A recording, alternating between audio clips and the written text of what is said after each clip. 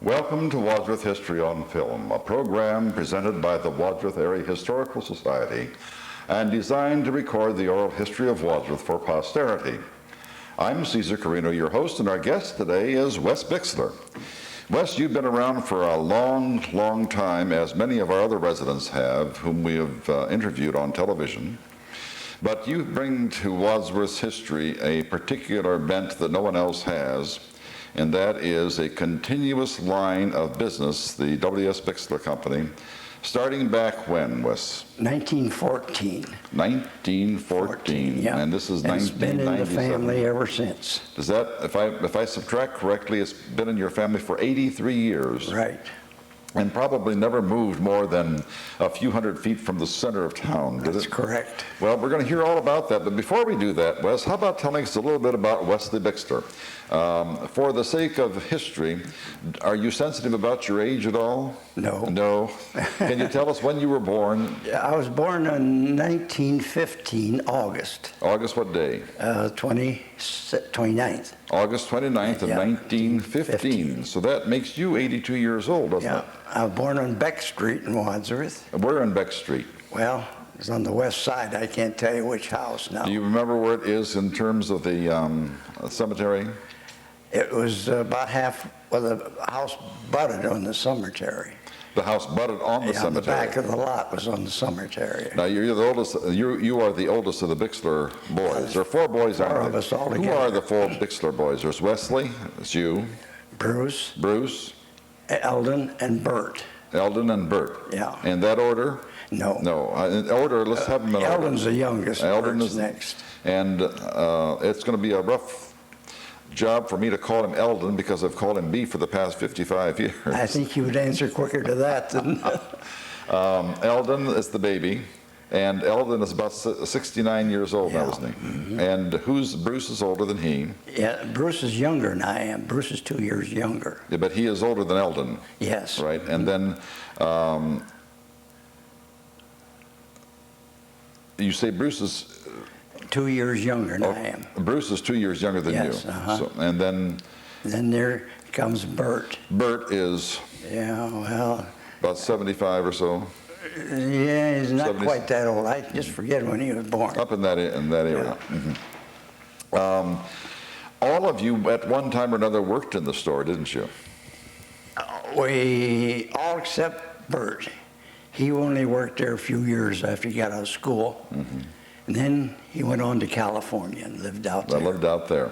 We're going to get to that store because it has an extraordinarily interesting background, but I wanted to tell you a little story. 43 years ago, after I got out of the service, I had been teaching in the service. I taught in the service for 2 years, and then after I got out of the service, I got a teaching job. And because I had been teaching in the service, they gave me credit for those 2 years, and I was employed at that time with the Norton Schools at Sherman School. It was my first job after I got out of the service. The reason I mentioned that I had been teaching for the 2 years and they gave me credit was that they didn't consider me a brand new teacher. So when I came in, instead of going to the teacher orientation, the custodian, Homer Anderson, gave me a tour of the school. And of course, the custodian's bailiwick, obviously, is the boiler room. And he was very, very proud of that boiler room. So he took me in there and says, now, right here is where it all begins. And I looked on the wall, and there was a great big electrical panel box.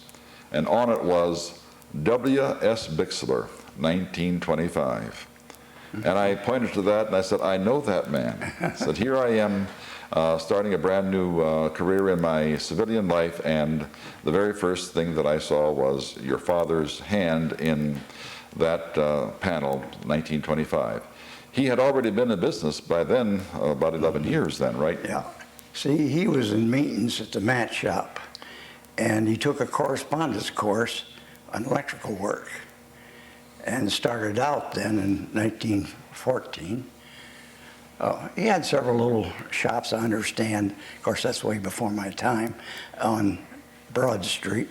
If you remember, the Ladrick building, Yes. there was a stairwell that went down. Oh, yes. Into the they used to have storage Yes, down they in the did. basements. And he had a shop down there. When would that have been? Probably about 1914 or so? I would say so, yes. And he sold electrical appliances at that time. Well, it didn't have much to sell in I those was going to days. say, there's not too much to sell in those But all days. they had was a toaster and iron, little electric heaters. Little things like that. From there, he went to across the street in that building in the O'Neill parking lot, which later on had the Hudson garage there, and then Jackson's Barber Shop. From there, he went around the corner. Let's identify that a little bit more closely. We're talking about being at the square, and we're in the northeast quadrant of the square. Right. And the Brenneman building, or where Brenneman's was, which is now a O'Neill's building, right to the east of that, as we go away from the square, there was a series of small shops. There was a bakery Right. there. Bakery. And Trent the tailor. Trent the tailor. Right.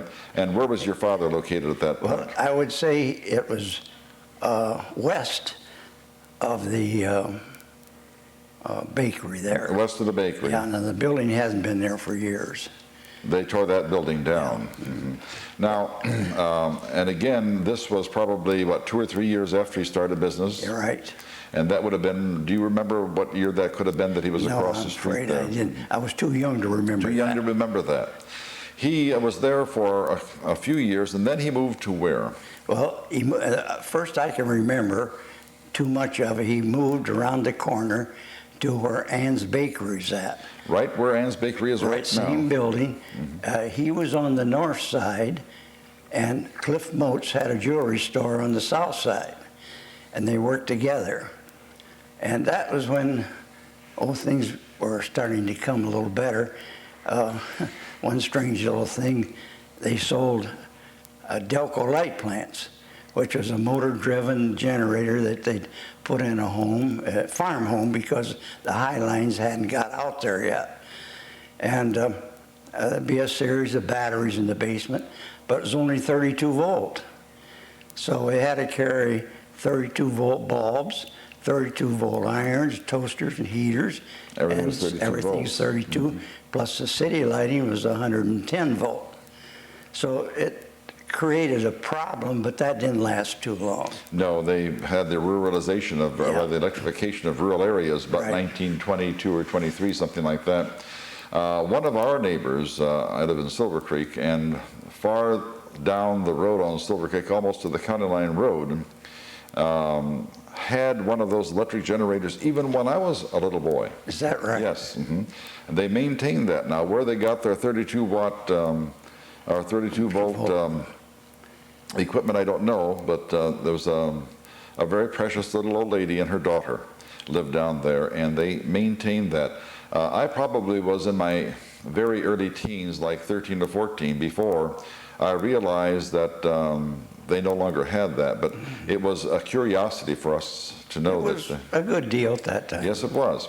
Now, before we go farther into where your dad moved, let's find out who your dad was and where he came from, where he was born, because he was the progenitor of this. As far as I know, he was born in Wadsworth here. His dad was a shoe cobbler. A shoe cobbler. Yeah, now where he had a shop, I don't know. But Dad was raised in Wadsworth. You know where your dad was born in Wadsworth by chance? No, I don't. And what year was he born? Be 1890. 1890. So he would be 107 years old now if he Right. were living. He died not too many years ago. That's right. He died in 71. Yeah, that's for a man, he was 80-some years old when he died. Yeah. And he was in good health. He was a small man, wasn't he? Right. Yeah, small. And all of you boys were much huskier than he. Well, Beef was the biggest one. I'm not too big. Well, Beef was always never fat, just No, big. yes, he was a big Powerful, boy. powerful boy. He played football in high school. Beef was a couple of years ahead of me in school. Let's go then from Ann's Pastry Shop over there on that would be so that people will identify Ann's Pastry Shop in case it's not here in the year 2014 when we do this history. Ann's Pastry Shop is about 500 feet from the center of town on the east side of High Street. And there's a bank next door, and a jewelry shop, another jewelry shop next door too. Yeah, Thurvos. Yeah, Thurvos. So we have a jewelry shop and bakery right there. He went from there to where then? Down on College Street. On College Street. Yes, it's that building, well, just from Wachrusa down, there's a building in there. I don't know what the address is, but it's about 27, I think, when he moved down in there, 1927. He never was on Main Street then, was he? Yeah, later on. Okay. I want to make sure that we don't forget the Main Street. As a matter of fact, there's a in that building, it says W.S. Bicksler. Yeah, it's got a cornerstone. Cornerstone there, or rather a lintel, it says W.S. Bicksler. And he was in that for how many years? To about 1931 or 2, when the bank went under. Now, Henry Wolf had a department store, the first place, and then Stonier's Jewelry, right, which is still there, and then All's Meat Market, and then Dad's store there. But All's Meat Market didn't come in until the 40s. Right, I think it's, but I don't know for sure, but it was a Pure Milk maybe had a shop in there at one time. Was that right? Well, then he was there until 31, is that right? Yes. And then he moved from there to? Well, as things had got bad, and I'd like to just tell you a little bit about that business. That's good. That's where my brother Bruce and I got our first taste of electrical work. Is that right? In those days, the house was wired in white wire and a black wire, just 2 wires. That was it? That was it.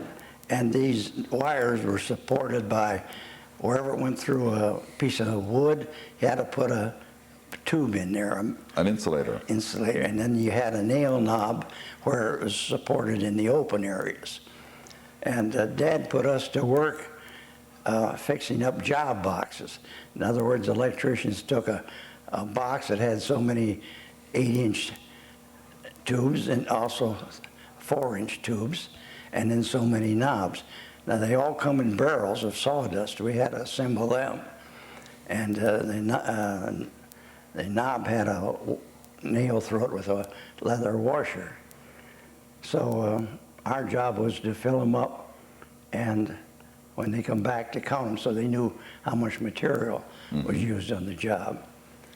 And I also always remember that that's when refrigeration started coming in, and the GE monitor top refrigerators got real good. Describe the monitor top refrigerator for history.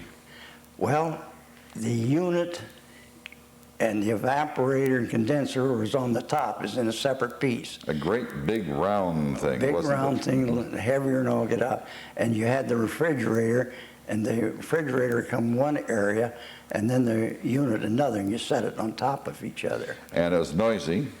Right. And it wasn't as efficient as today. No, far from it. And the refrigerator itself was usually lined with cork, was it not? Right. Because that was the only thing that they had for an At that insulation. time. Now they can make insulation half-inch thick that would be as good as that 4 or 5 inches, well, 3 or 4 inches of cork.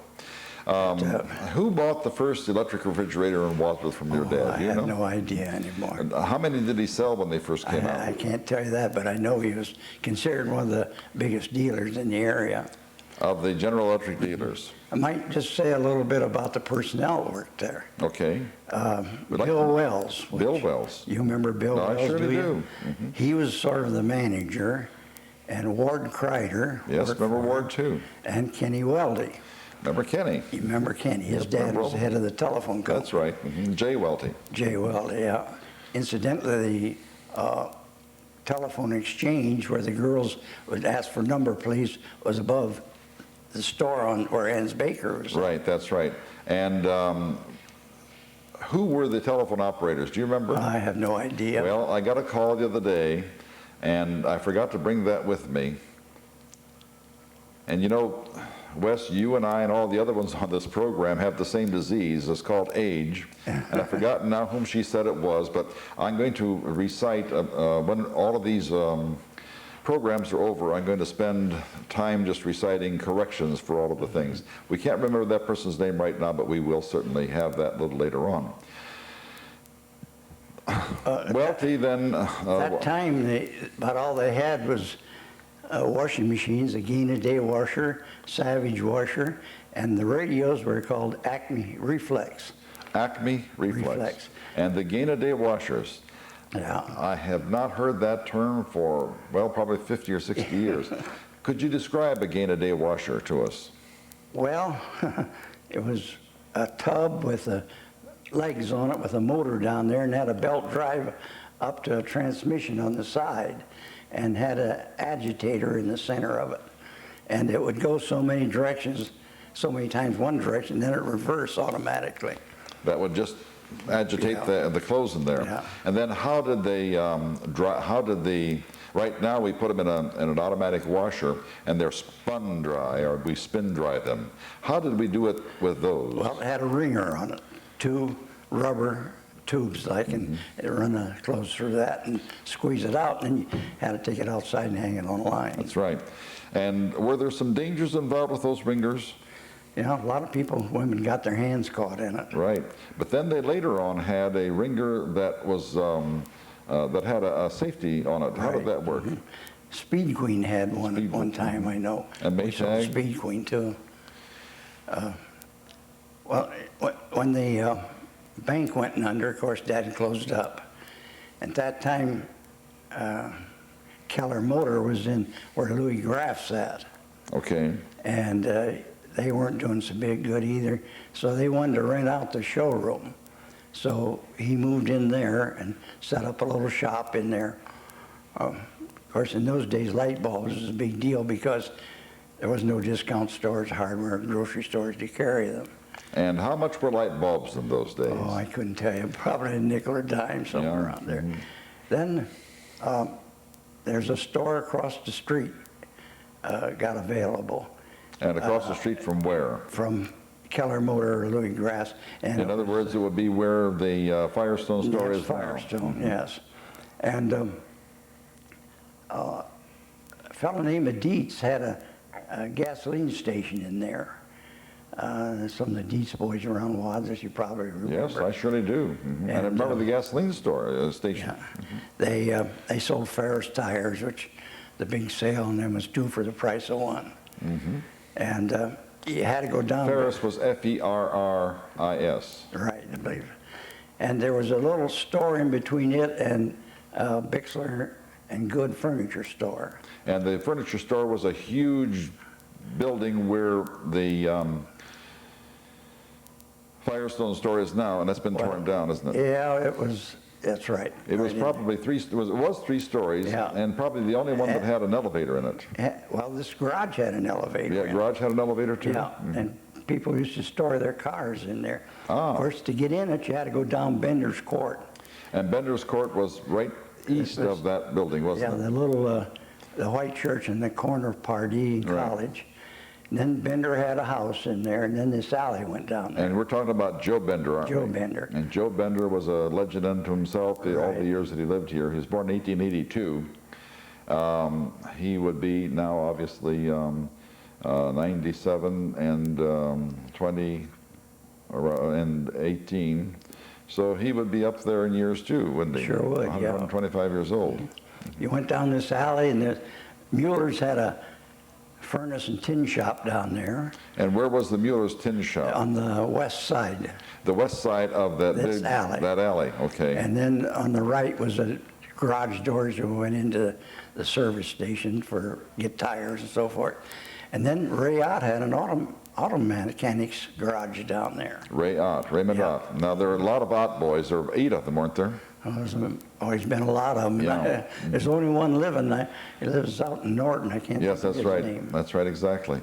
Now explain how they would take these cars up and store them. Well, I really don't know too much about it. They had a elevator that had like 4 ropes on it hanging down. They'd drive the car on it and drive it Now, up and the cars in those days were not nearly so long. Right now, a car is about 21 or 22 feet long, a big car. But in those days, the Model T Ford was only about 12 or 13 feet long and Right. weighed probably not more than 1,500 pounds to 2,000 pounds. Yeah. So we aren't talking about the heavy cars that we have oh today. no. They would put them in there. They would take them on, put them on various floors. Is that what you're saying, Wesley? There's only one floor that went up. Oh, they just went up to the one One floor. floor. And who owned that? Do you remember? No, I don't. Okay, if you remember, we'd like to hear that too. So your dad was over there for a while. Yes. And then we moved down on Main Street. Things got going pretty good. And where the antique shop is on Main Street. Right. It's about 2 or 3 doors. We'll see the bank building, and then City Loan was right, and then you were next, weren't you? No, it was Bates had insurance agency in Right, there. but before Bates was a City Loan, wasn't it? No, City Loan was down past us. Okay, past Bates us. was next door then. Well, no. Curtis Clothing. Curtis, that's right, the Curtis Clothing. So it was our store, Curtis Clothing, then City Loan. Okay. Then this Sears and Durham drugstore. Right. Now, the Bicksler Electric there was narrow and long, was it not? It was not too big a place, yes. Mm-hmm. But we were able to show 2 or 3 refrigerators, stoves, washers. In fact, the first automatic washer we displayed there is a Bendix. Bendix automatic. Bendix automatic washer. which- Front door opened, right? Right. Had a bullet to the floor so it didn't run away with you. And we had a good business going there. Of course, there was getting to be waffle irons and different appliances, more small appliances. But Caesar, one thing I remember about that place was Saturday night, everybody come to town. Everybody. We had Tom Cale's peanut wagon, popcorn corner. wagon, right in front of the bank building there. And Mrs. Moore had a popcorn peanut wagon on the other On the corner. other side, right? Mhm. And there was just so many people on the sidewalk talking to each other, and then the band playing in the park. Right. And the old bandstand. And they would be so happy, it seemed to be telling their friends or relatives. And then when we closed up at night to go home, our big job was to sweep all the peanut shucks off the sidewalk. Because people would eat the peanuts from, Drop 'em from down, yeah. the Kale peanut wagon. Which Moore was it that had the one across the street in front of Nielsen's Jewelry?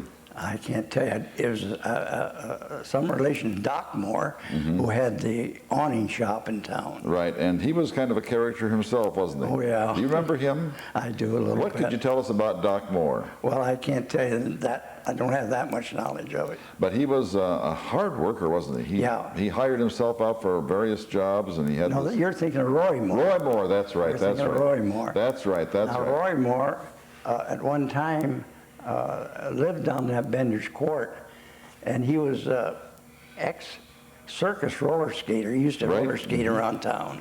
And he was a character too, wasn't Oh, he? yes. What else can you tell us about Roy Moore? Well, at one time, he lived up on West Street in a chicken coop. Right. Did he ever marry?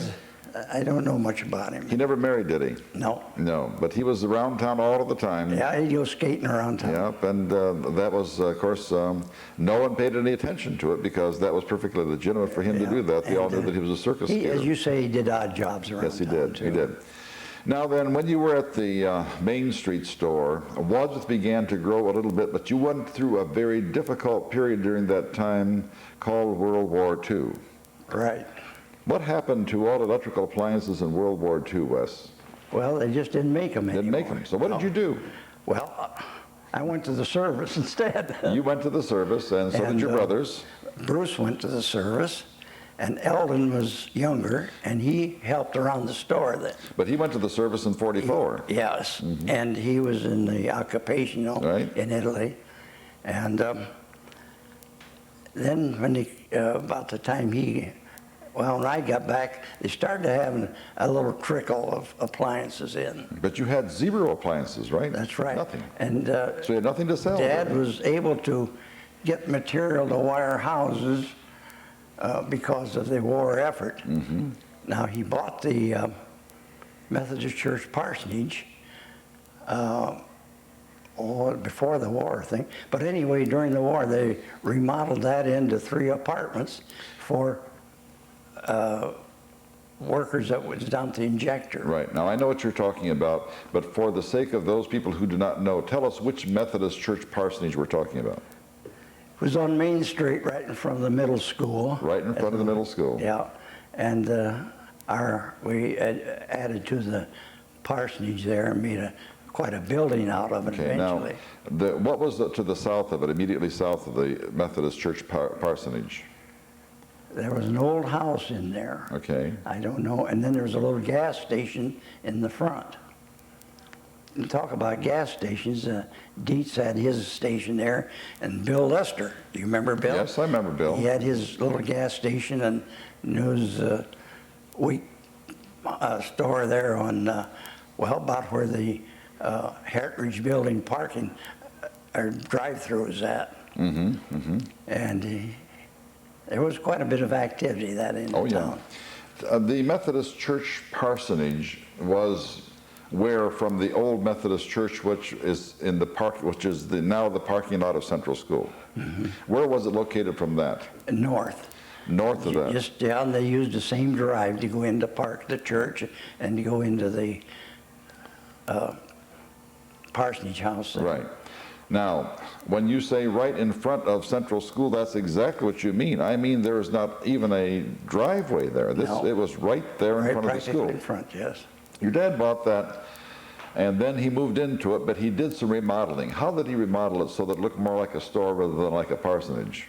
Well, to begin with, he built a little retail area to the front. To the front out of and then brick. Tore out some partitions and made an office and workshop. See, back in those days, it was quite a thing to repair toasters, irons, and things of that nature. Electric shavers has come in. Mm-hmm. We used to repair them. And it was a big business. Now today, they throw it away and buy new. Throw it away and buy a new one. That's right. We're a throwaway society. And then in a few years, he built across the front of it then, Mm-hmm. a big showroom, because there was getting to be more appliances, television come in, and we're just getting so many electrical appliances then. Now, when you and all of the rest of you were down there in front of the high school, the junior high, of course it was our high school. Yeah, our high school. But the junior high school or the middle school, who were some of the people who worked there? The office manager, for instance, who was whom? Well, Kenny Weldy worked for us there yet, Mm-hmm. and L.D. Moore, L.D. Moore. and Mrs. Myers was Tony your Beck Tony Beck. Mm-hmm. Mrs. Myers was your was their office girl. she was there for years and years and Right. years, right? And her daughter is Pat Steele, who Steele. is deputy auditor for the City of Wadsworth and has been for many, many years. Right. Mrs. Myers is gone now. No. Oh, she's still alive? Yeah, Oh, talked good. to her the other day. Oh. She's had some sickness. She lives Thank God for that. up on Euclid, not Euclid, Talbot. Talbot. My wife used to work with Pat, and we enjoyed her immensely. I'm sorry, I thought that... And Beulah was talking then about going into assisted living place. Is she? She's had some bad times. But she maintained that office for years and years Oh, and years, yes, and yeah. boy, she knew everything that was going on there. We had nothing but respect and regard for her. Anyone, all the kids knew her. I mean, the kids from school knew her and everything. Now then, when wiring became much more sophisticated, the state became involved, and the federal agencies became involved. What did you and your dad and all the other ones in Bicksler Electric have to do with respect to wiring homes? You didn't go in and put black wire and a white wire No. and 8-inch They insulators. come into four-way switches and different, when we first wired, you used to put a 30 amp service in a house. Then we thought it was getting big, we went to 60 amp. Now today, 200 amp is probably the average. Average. I have a 400 in my own house right now, and sometimes I wonder if I have enough. But explain what that 30 amp service had to push as compared to what it has to push today. Well, it was usually on the back porch with 2 plug fuses, 30-amp plug fuses. And of course, amperage is your load of what your current you're using. It was 115 volt. So the load would be about 30 amps or less. If it got over 30, it'd blow the fuses. Blow the fuses. So you put a penny behind it. So, which of course was illegal and it caused a fire. But what you're saying here is probably that 30 amps did power a house, because the only thing that was electric in the house probably was a light bulb. Light bulb and toasters and irons are always proper. If they had those even. Yeah. But now we have, at one time when I was growing up, they said that every household has 1.5 motors for every person who lives in the house. I don't know what it is today, but I'll bet it's 4 or 5 motors for everyone who lives in the house. If you figure the central air conditioning. Oh, the furnace, the stoves, the electric clocks, the motors, and there are just tons of them. Refrigerators, freezers. Oh, yes. Yeah. Everywhere you go, there's a motor. Yeah. So you probably have 3 to 4 times more motors than you have people in the house. The Bicksler Electric then became much more involved with wiring houses and wiring, well, I should say, industries and things. That's not the word that I want. Commercial.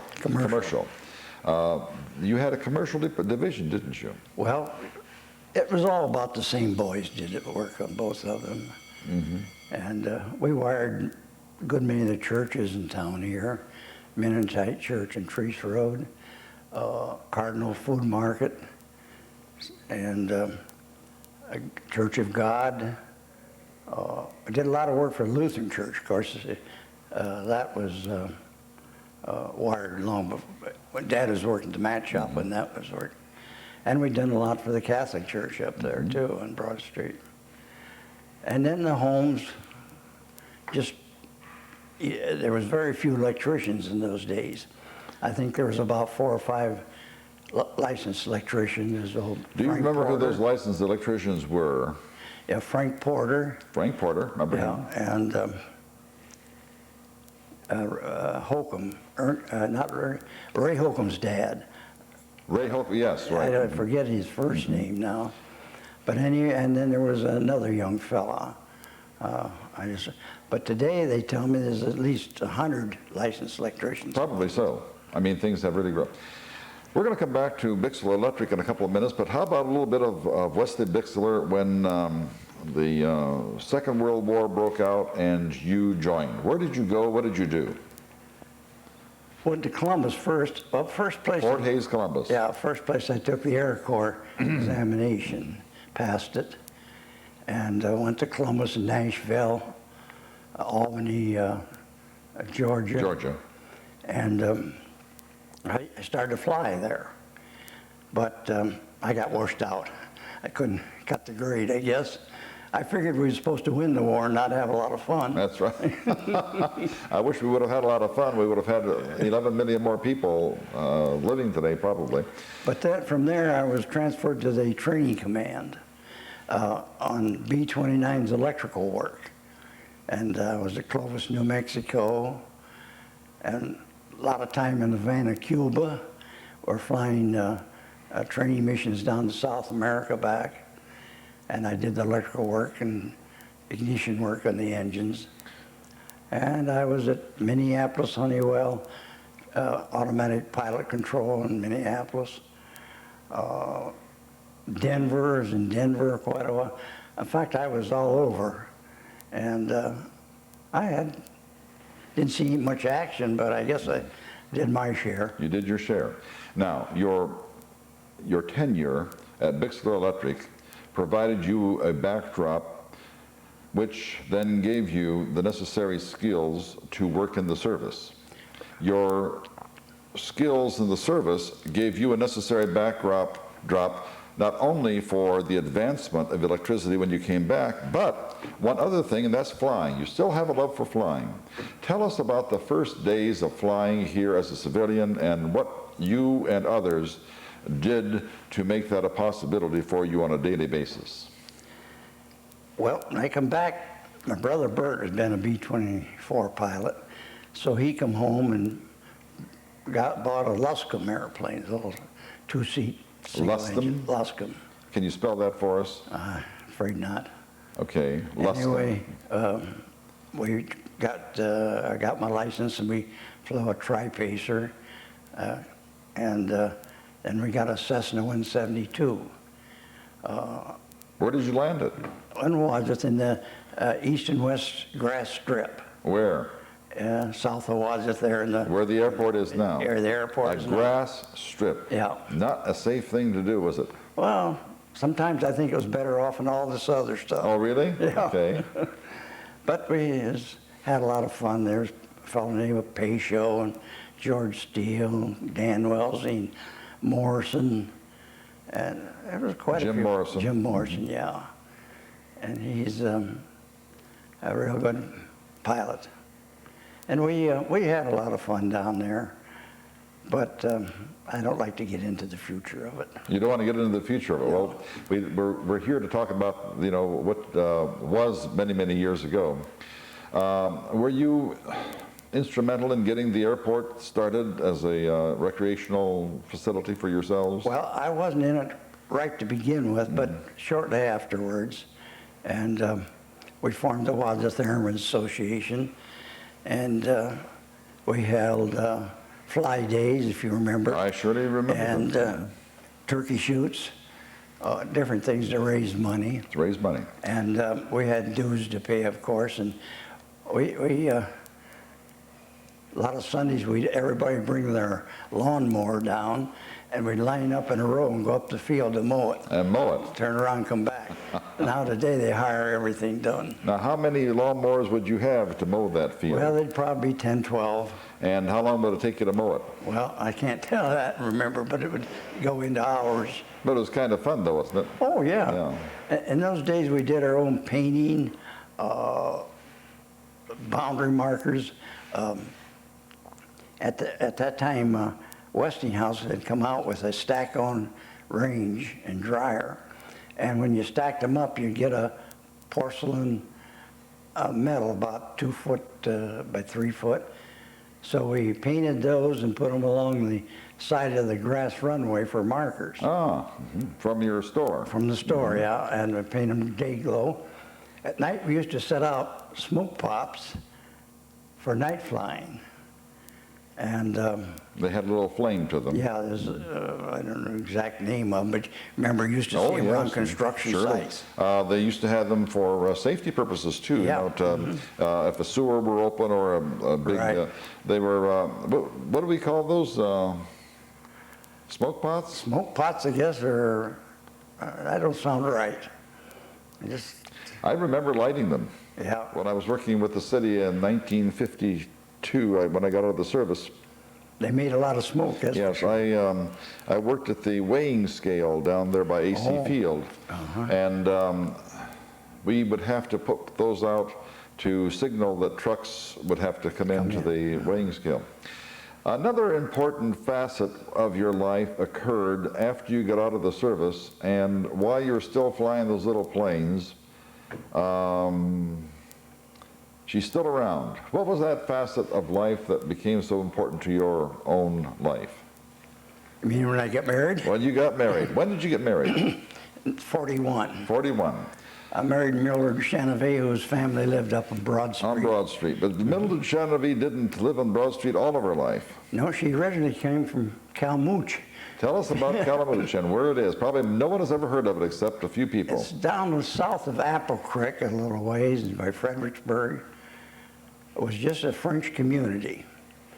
They were all farm people, and they had a Catholic church there that they all went to.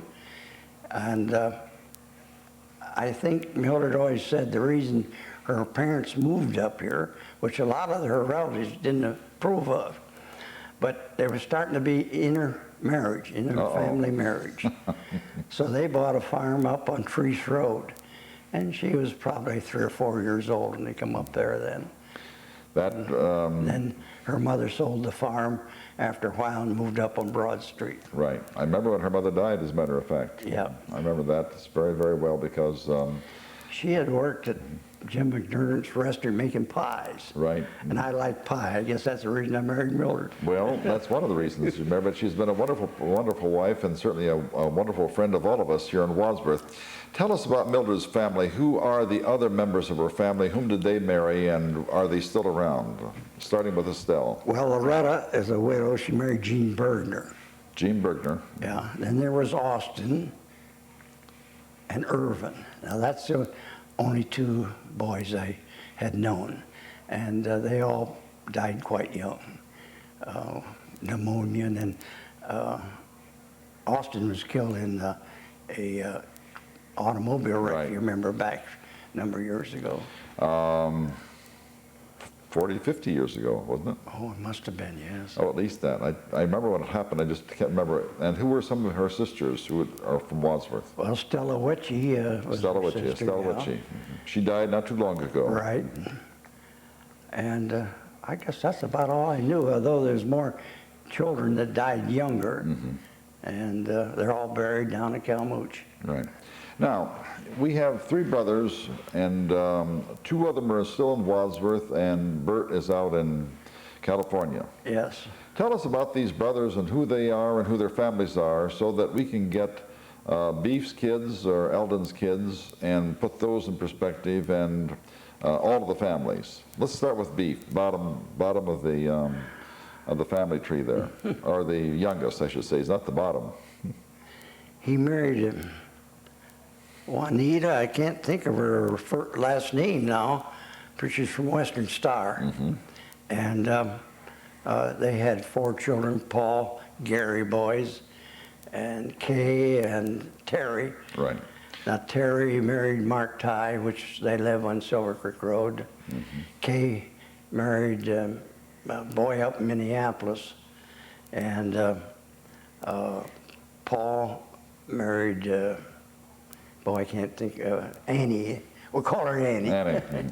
And Paul is running the store right now. He will take over fully in a couple months. When Beef retires. Retires, yeah. He's going to retire at the end of this year, isn't he? Well, he wants to retire before then. Oh, he wants to retire before See, then. his health has been a little bad. Oh, I'm sorry to hear that.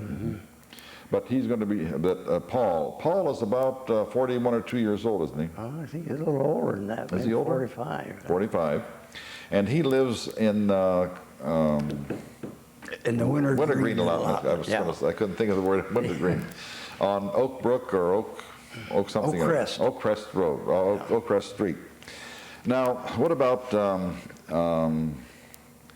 the other brothers and their families? Gary, I might just say Gary is another of Eldon's sons, and he lives down in Bellevue, and he has 6 kids. 6 The children. nicest kids you ever could meet. Oh, well, all the Bixlers have been very nice Oh, kids. thank you. And Bruce then had married Alvera Wyatt, and she passed away here 3 years 3 years ago. I was going to say 2 or 3 years Yeah. ago. And they had 2 children, Sherry and Sandy. Sandy's in Brewster, Ohio, and Sherry's in Worcester. She's an art teacher. She lost her husband here recently, Oh, really? Yeah. I didn't realize that. quite young. And let's see, Terry, she married Mark Ty. Ty. And they have 2 children. They live Silvercrest. And, Silver Creek Road. and that's about all. Oh, what about other brother? Bert, Bert. he lives in Semi Valley.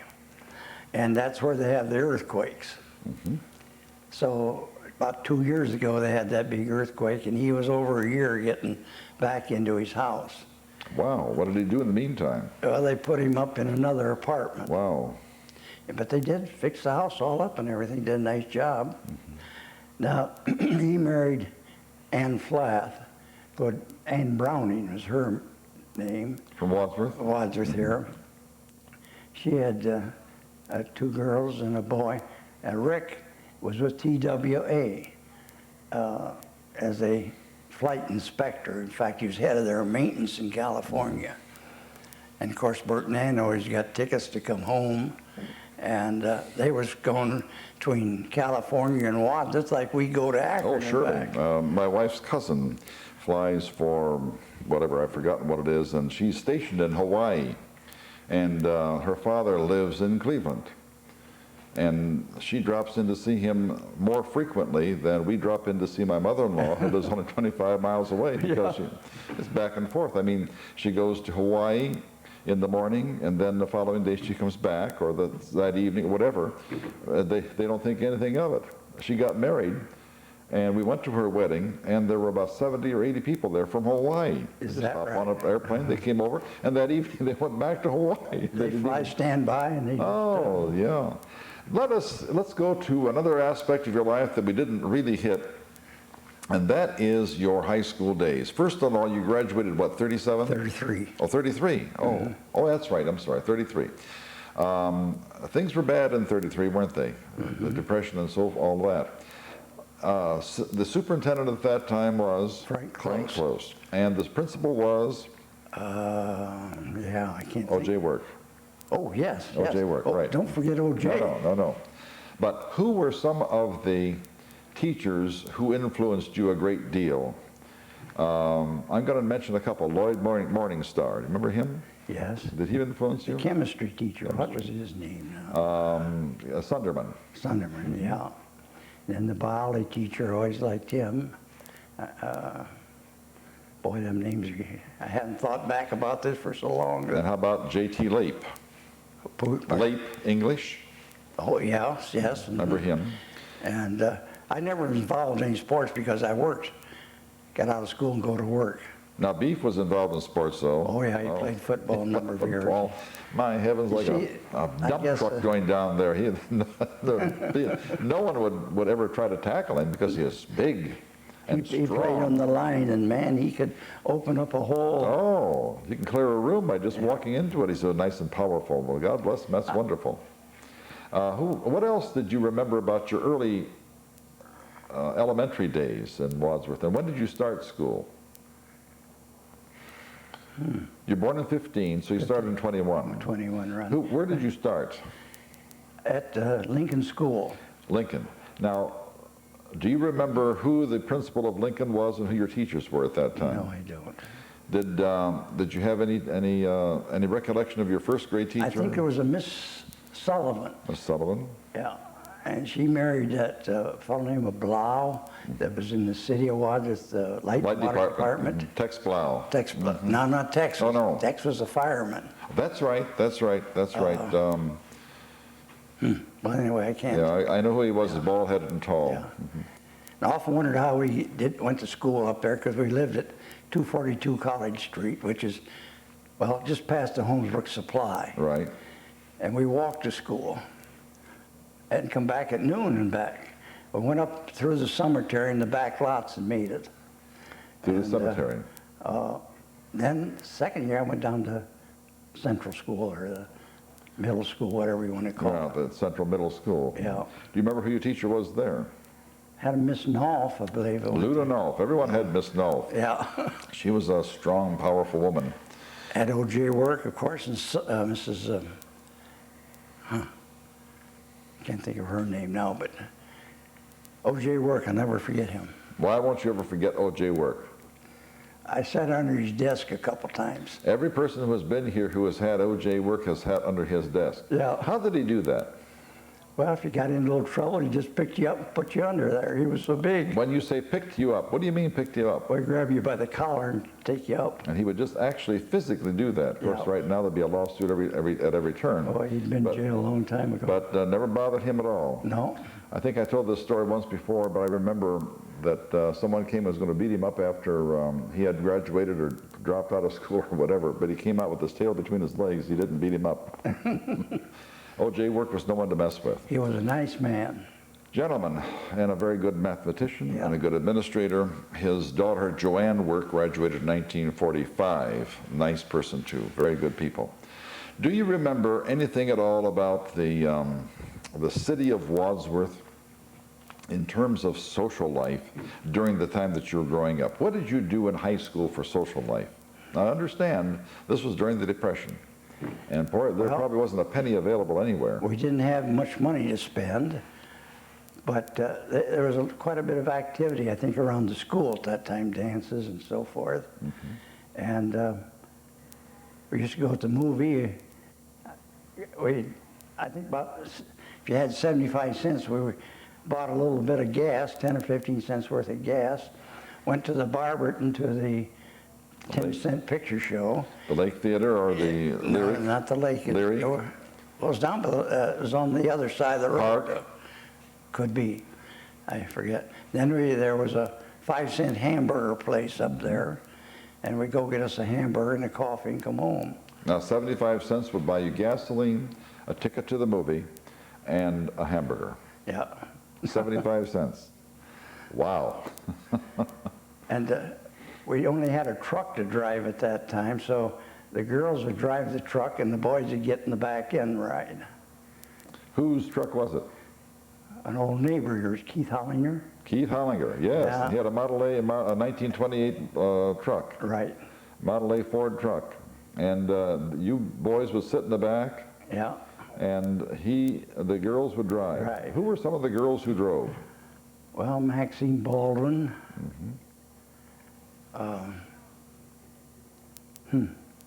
Can't think of the other ones.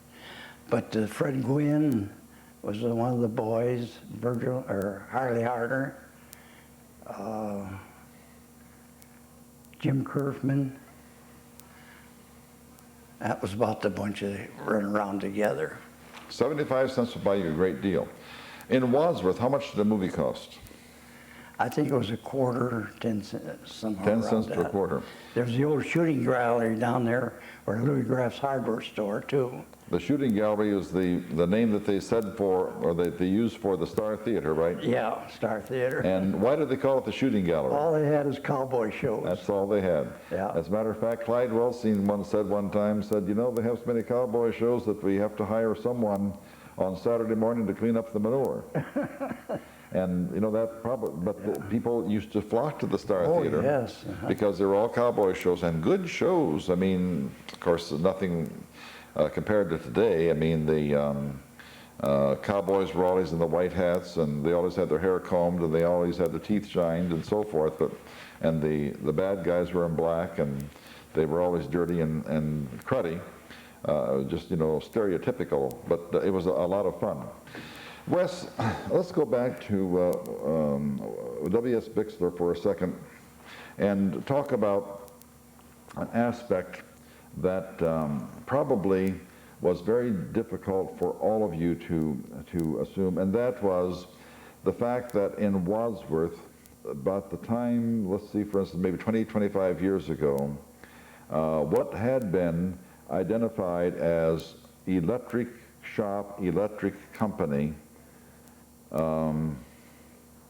territory was now being taken over by the Kmarts of this world and the Giant Eagles of this world and all of that. What did you have to do? What did you have to do to compete with that? Well, drugstores are the first big competitor. They put in appliances, or small table appliances and light bulbs and that. But all we could do was advertise and try to give them good service. And the service end of it was probably the thing that made our company move more than anything. So many places would sell you and forget you. But we always run the service end of it too. And you're still able to do that? Right today, we aren't doing our own service. We're farming it out because it got so big and such that we just decided to farm it out. Did it cause you a lot of worry when the discount places came in and started taking away so much of the business? Well, yes, I suppose it did. And but you've always had a little competition at times. You just have to do your best. do you even sell light bulbs anymore? Oh, yeah. You do? Carry a lot of specialty bulbs. Specialty bulbs. Walmarts and places like that don't sell special bulbs. Okay. And what about things such as toasters and small appliances? Do you still sell those? No. And That's out of the business, and the service is out of the business. That's completely At gone. one time there on Main Street, we had one fella that all he did is repair toasters, irons, waffle irons, and electric shavers again, which took a little service. But today that service is altogether out. So it's changed dramatically, and in a short lifetime, and I guess each of us has a short lifetime, nothing's very long in this life, but you saw in your lifetime the business start with almost nothing because there was nothing to sell, Yeah. to a point where it really, really, really went to its apex about 40 years ago or 30 years ago, and then you saw another decline because of the type of competition that you were getting. Do you have any thoughts for what's going to happen to the electric business or the electric store business, such as Bicksler Electric? Do you have any feel for what is going to take the place of all of these things that are happening right now? Well, of course it's a worry because there's very few strictly appliance stores left anymore. Of course, we depend a lot on our wiring. We're still doing a lot of wiring in the organization. But you've got all your discount appliance stores now, and the manufacturers will sell to them cheaper than what they will an individual because they buy by the carloads. Mm-hmm. But you've got the personal touch that I think helps now. We have so many people come in and have bought appliances at the store for years, and so they come back when they want to buy another. And we've got more things today too, microwave ovens, TVs, a big thing with VCRs. You got dryers, which you didn't have for a number of years, and automatic washers, freezers. We built a new house 5 years ago, and we had a package that was called a contractor's package or something. I don't know what it was about particularly. We reviewed that very carefully. My wife said, you know, they can contract packages all over the place, but if something goes wrong, the contractor's not going to fix it for us. And that's true, I'm sure. Although he's a wonderful, wonderful person, but he had no say in this. So we discarded the contractor's package, and there's a particular kind of refrigerator we wanted with the freezer on the bottom. Right. And there aren't too many of those. No, it's not very efficient. No, they're not very efficient. We wanted that because we wanted all of what we did on a daily basis, because all we put in the freezer, truthfully, ice cubes and some small things, you know, but not a whole lot of it. So she went there, and I think it might have been Gus Thompson. Gus Thompson, Yeah, oh yes. Wonderful person. We've known him for many, many years too. And she walked into him and she fell in love with him. She said, he was so nice, he answered every question, because my wife doesn't do anything without complete research. And she asked every question, and she said, there's no question in my mind that this is where we're going to get the refrigerator. And Gus took care of it, and to this day, we've never had a problem with it, obviously. But she knows 100% that Gus would handle it if something happened. I think that what you're saying here is that the name Bicksler has been so long associated with quality and with this is not certainly not a commercial for the Bicksler company, but right. But for the Bicksler boys and your father too, and your mother, rest her soul. But the Bickslers have so long been associated with a straightforward, honest dealing and service. You know, it is the guarantee, and I think that's what. We're still supplying contractors with appliances for their homes they build, even though we don't do the wiring. Is that right? Yeah, we still allow that builder's contracts, they're called. Whatever, that's what it was, builder's contracts. About Gus, he was with us, I don't know how many years. At least 45 years, I'll bet. At least. He started when he was in high like school. a family. Yeah. And he's retiring, semi-retired now. Well, he's my age, so I guess he would be semi-retired. One quick thing that we haven't touched upon was Mother Bicksler. Who was she and where was she from? Mabel Smith was her name. Mabel Smith. Yeah, and she's from the Norton area, mostly. She lived at Stowe as a girl. And then your Grandpa Smith had a sawmill sawmill there on College Street. And she was a farm girl. So, And we have only a few seconds left. One quickie. Calamouche. Have you ever been there? oh, sure. And what's I it was like? down there recently. And what's it like? It's, the old church is still there, St. Genevieve's? St. Genevieve. There's no pews in it. No? See, the diocese sold the land in the cemetery and that, and we made a group and bought it back. And right now, the basement is full of freezers that belong to the Amish people. Ah. They can't have electric at home, So they have them there. so they have it there, yeah. Wes Bicksler, you've been extremely interesting, and you have a story to tell that no one else can. We're out of our time. Thank you much for being with us. And thank you, Caesar, for asking me. I've Our pleasure. stretched my brain a little bit here today, but I enjoyed You it. got it all. Yeah.